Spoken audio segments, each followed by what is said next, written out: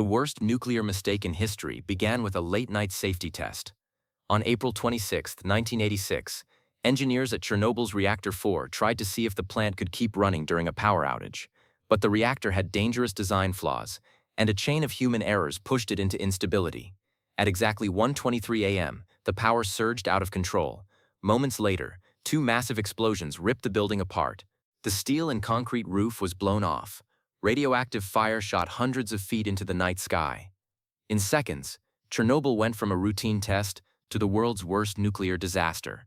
Follow for the aftermath. Part 2. But the explosion was just the beginning. Firefighters rushed into Reactor 4 just minutes after it blew up with no protection. Most of them didn't even know they were walking into deadly radiation. The next morning, people in the nearby city of Pripyat started getting sick, headaches, vomiting, a strange metallic taste, but no one was warned. Kids were still playing outside. Later that evening, the Soviet government suddenly ordered the evacuation of the whole city. 49,000 people were told to leave immediately. They left everything behind, thinking they'd return in a few days, but they never came back. Over the next months, more than 600,000 workers called Liquidators were sent in to clean up the radioactive mess.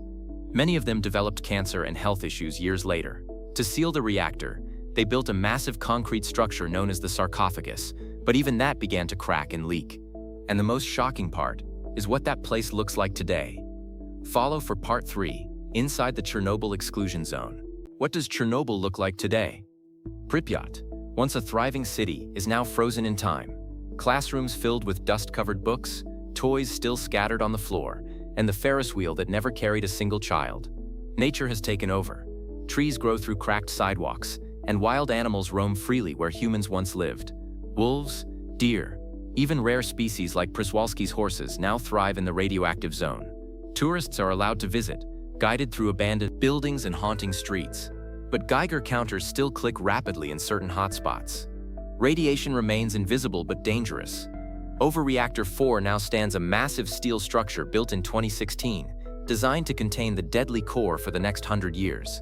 Chernobyl is no longer just a disaster site, it's a ghost city, a wildlife refuge, and a chilling reminder of the cost of human error. Follow for Part 4, the untold stories of the people who survived. They called it the worst nuclear disaster in history, but behind the headlines were real people. For survivors, the disaster never truly ended. Some rebuilt their lives far away.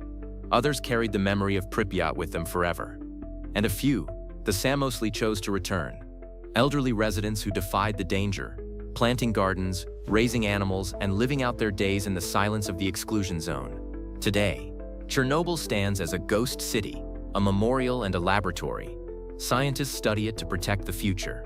Visitors walk through its ruins to remember the past. Chernobyl is not only a place frozen in time, it is the story of sacrifice, survival, and the human will to endure.